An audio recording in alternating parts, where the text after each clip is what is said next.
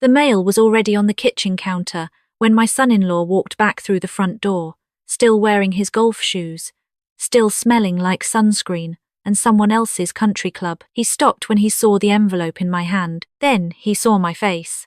And the easy smile he always kept ready, the one he used when he needed something, slowly disappeared. I looked at him and said, very quietly, "I think it's time we talked about what your name is doing on my house. Let me take you back to where this started.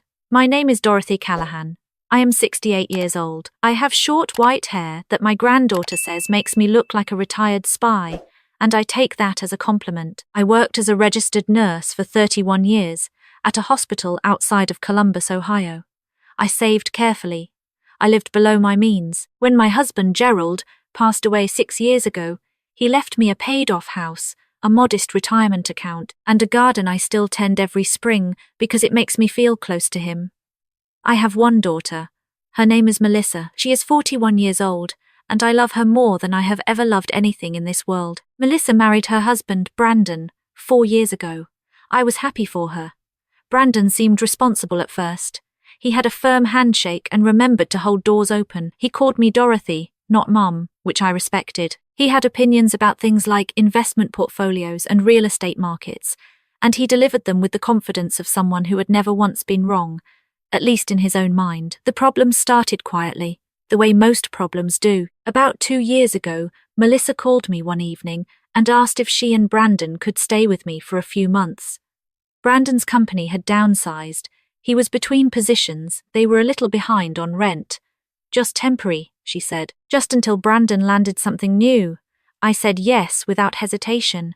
That is what mothers do. I made them comfortable. I gave them the large guest room. I stocked the kitchen with food Melissa liked. I stayed out of their way. Brandon found a part-time consulting position within 6 weeks. I was glad. But 6 weeks became 3 months. 3 months became 6. They were still there when the leaves turned orange outside my window, and still there again when the snow came. I told myself it was fine. I told myself I liked the company, but small things began to bother me in ways I could not name at first. Brandon began treating my house like a hotel he was managing. He rearranged the furniture in the living room because, he said, the layout wasn't optimized for the natural light. He replaced my old welcome mat with a new one he bought without asking. He told me, in a helpful tone, that my car was getting old, and I should think about trading it in before it became a liability. My car, my house, my mat, my furniture. I stayed quiet each time because I did not want to make things difficult for Melissa. Then the financial pieces began to shift. It started with groceries. Brandon suggested that rather than managing separate shopping lists, I should just add them to my grocery account. It would be simpler, he said. More efficient. I agreed because it seemed reasonable, but efficient quietly became expensive. The grocery bills doubled. I noticed bottles of wine I never drank and cuts of meat I never cooked. When I mentioned it, Brandon smiled and said, "We're all eating together, Dorothy. It evens out." It did not even out. A few months later, Melissa mentioned that Brandon had taken over paying a few of my household bills to help streamline things. I had not agreed to this, but Melissa said he had set up automatic transfers from my checking account to make the process easier. She said it as though this was a kindness. I asked how he had access to my account. She said she had given him my login information so he could help while I recovered from a minor knee procedure I had in the spring. I had recovered from that procedure in 2 weeks. That was 4 months before this conversation. I felt a chill move through me, but I kept my voice steady and said I would take back those logins. Brandon, when I brought it up, was perfectly pleasant about it. He said, of course, no problem whenever I was ready, and then changed nothing. But the real turning point came on a Tuesday morning in October. I came downstairs early to make coffee. Brandon was already in the kitchen, still in his golf clothes, leaning over his laptop. He did not hear me come in. On the screen, I saw my name at the top of a document. My full name, my address, my date of birth. I did not say anything. I walked back upstairs. I sat on the edge of my bed for a long time. Then I called my attorney, a woman named Carol Hendricks, who had handled Gerald's estate and who I trusted completely. Carol listened without interrupting. When I finished, she said, "Dorothy, I want you to do something today. Before you do anything else, I want you to request a copy of your credit report." I did it that afternoon, and what I found made my hands go cold. There was an inquiry.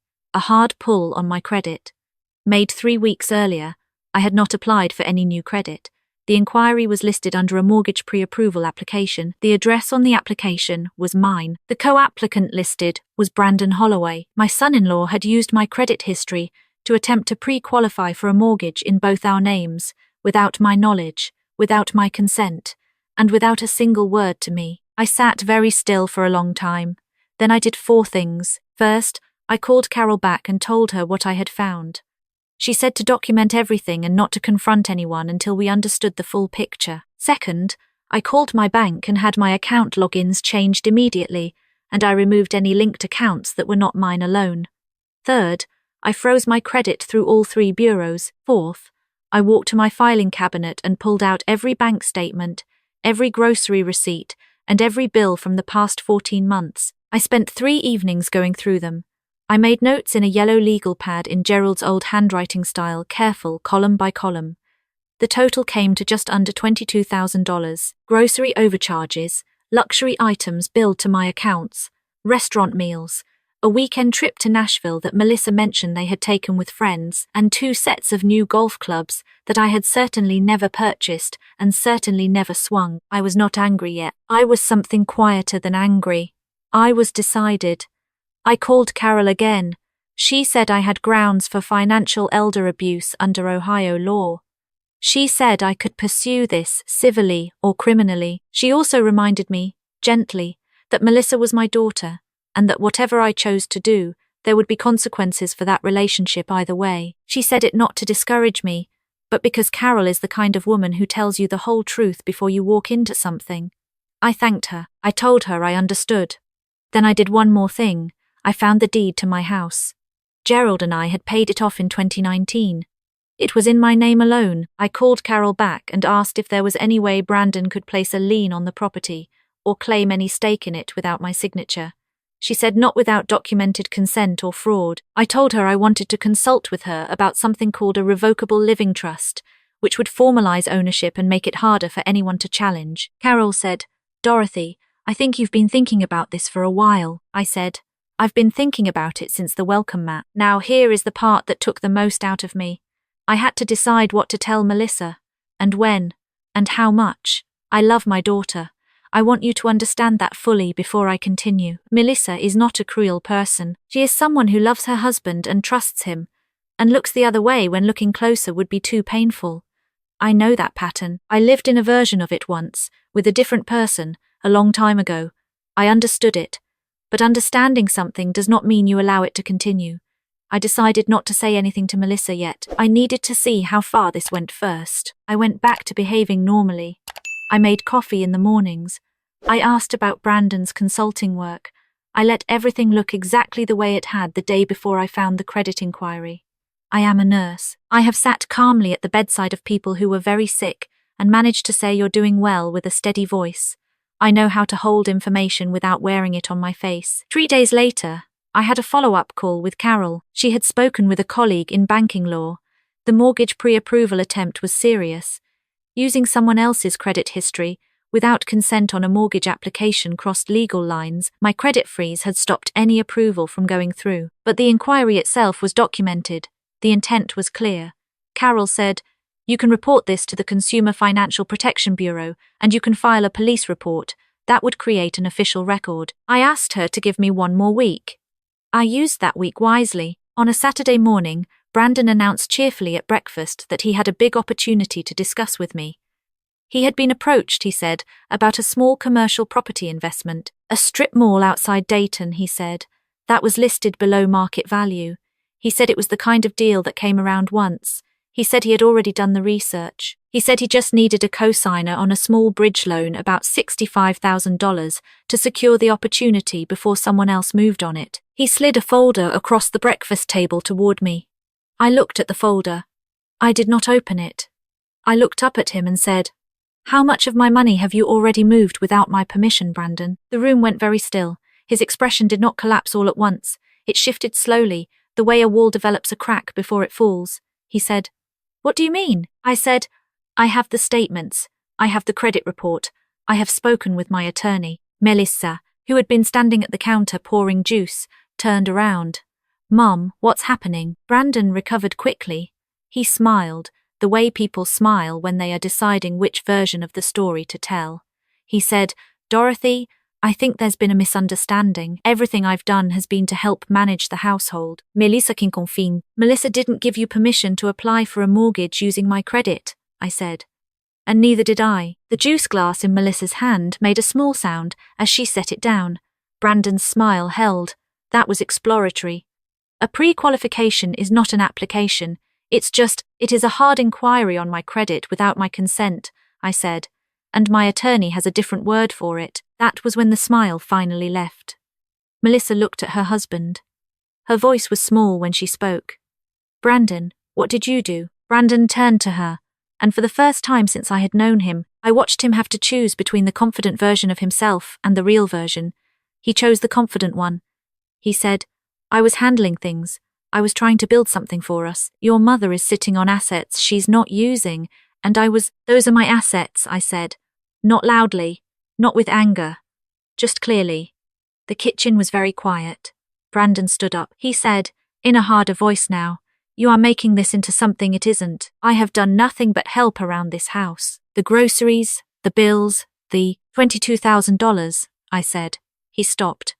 "That is what I have documented from the past 14 months. Groceries, restaurants, personal purchases, a trip to Nashville that I was not invited on, and 2 sets of golf clubs." I folded my hands on the table.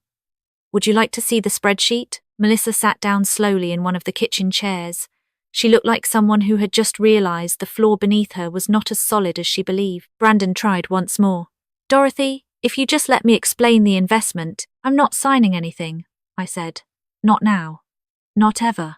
My attorney has already been briefed. My credit is frozen, and my accounts have been secured." He looked at me for a long moment. Then he looked at Melissa. Then he picked up the folder from the table and walked out of the kitchen. Melissa did not look at me right away. She looked at the table. Her hands were clasped in her lap. When she finally raised her eyes, they were wet. "How long have you known?" she asked. "About 2 weeks," I said. I wanted to understand the full picture before I said anything. She was quiet for a moment. Then she said, "Did you know before we moved in?" "No," I said gently. "I didn't." She closed her eyes. "I didn't either," she said. And I believed her. Brandon came back into the kitchen 20 minutes later with his shoulders set and his voice adjusted back to reasonable. He said he thought we all needed to take a breath and have a real conversation. He said the mortgage inquiry was a mistake in judgment, not malicious intent. He said he had genuinely been trying to help build security for their future. He said he was sorry if I had felt blindsided. I noticed the careful language. Mistake in judgment. If I had felt blindsided. Not an apology.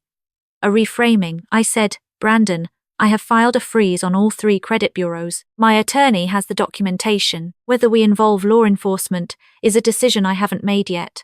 But I need you to understand clearly this house is in my name, and it will remain so. The accounts are secured. There will be no bridge loan, no co-signing, no investment, no further access to my financial information in any form." He looked at me for a long time.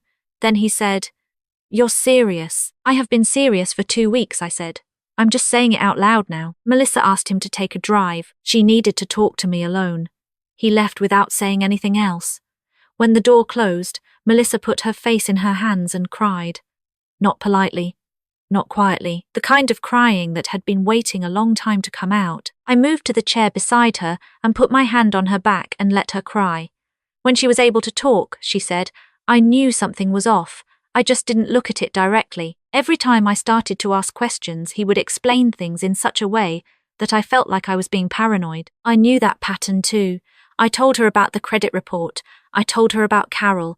I told her about the $22,000. I told her all of it, clearly and without drama, the way I used to give patients information that was hard to receive fully, kindly, and without softening the parts that needed to be understood. Melissa listened. She asked questions. She did not make excuses for him, which told me a great deal about where things stood in her own mind. Before she left to find Brandon, she asked me the same question my son-in-law had asked 30 minutes earlier, but with completely different meaning. She said, "Mom, what happens now?" I said, "That depends on what Brandon does next." What Brandon did next was hire an attorney of his own. His attorney sent Carol a letter 3 days later, suggesting that the credit inquiry had been made in good faith as part of financial planning discussions that Dorothy Callahan had verbally approved. Carol's response was thorough and included the dates of my credit freeze, the documented purchases, and a request for any written or recorded evidence of my approval. There was no written or recorded evidence because I had never given it. Brandon's attorney went quiet after that. There was a hard 2 weeks that followed. Melissa moved between our house and her friend's house, trying to figure out what her life looked like now. Brandon stayed in a hotel. He called twice. Both times I answered the phone directly and kept the calls brief and factual. On a Thursday evening, my doorbell rang. I opened the door and found Melissa standing on the porch with 2 suitcases and her cat, Winston, in a carrier. She looked tired in the way that people look tired when they have been arguing with themselves more than with anyone else. She said, "Can I stay for a while?" "Just me." I said, "Of course, come in." Winston settled immediately into Gerald's old armchair in the den, which I took as a sign. In the weeks that followed, Melissa began to see the fuller shape of things. She went back through their joint financial accounts. She found other things not connected to me, but connected to her. Money she had not tracked carefully enough. Decisions made in her name without her input. Brandon had been operating the way he had with me with her as well, just more carefully because she was paying closer attention. She hired her own attorney and began the process of untangling what needed to be untangled. I sat with her through the hard evenings. I made soup. I stayed up late sometimes when she could not sleep, and we talked about things we had not talked about in years. Her marriage, yes, but also other things. Her memories of Gerald, her feelings about choices she had made in her 30s, the version of her life she thought she was building. I listened more than I spoke. That is something I learnt late, that listening is not silence, it is its own kind of action. 3 months later, I was sitting in Carol's office for a follow-up meeting when Carol told me that Brandon's attorney had reached out with a settlement offer. Brandon was proposing to repay $15,000 of the $22,000 documented, in exchange for me agreeing not to pursue criminal charges. I thought about it for exactly as long as it took me to understand it clearly. Then I said, I want a full repayment agreement, not a partial one. I want it documented and notarized, and I want a clause that prohibits any future contact regarding my finances or property. Carol smiled the way she smiles when she is pleased with someone. Brandon signed the agreement 4 weeks later. The repayment was structured over 18 months. Every payment has arrived on time. I check the statements carefully now. I always will. On the day the first check cleared, I did something I had been meaning to do since the spring. I went to Gerald's old garden shed, found the flat of marigolds I had started from seed, and spent a Saturday morning planting them along the front walkway. My knees ached by the end. I did not mind. Melissa, who was renting a small apartment downtown by then, came over for dinner that evening. She brought a bottle of wine and a candle she thought would look good on the kitchen table. She was right. We sat and ate and talked about small things, her new job, a road trip she was thinking about taking, a recipe she wanted to try. Before she left, she stood in the doorway for a moment. She said, "Mum, can I ask you something?" I said yes. She said, "When did you know it was really serious?" Like the exact moment. I thought about it. Then I said, "When he slid that folder across my table and asked me to sign something, and he still thought I would." She nodded slowly. "He really didn't see it coming." "No," I said. "He thought I was the kind of person who says yes because she's afraid to say no." Melissa was quiet for a second. Then she said, "What changed?" I looked out at the marigolds, just barely visible through the window in the evening light. "I stopped being more afraid of speaking than of what happens when you don't," I said. She hugged me before she left, a real one, the kind she used to give me when she was a little girl and the world had been difficult. After the door closed, I sat in the quiet living room. The candle Melissa brought was still burning on the table. Winston was asleep in Gerald's chair.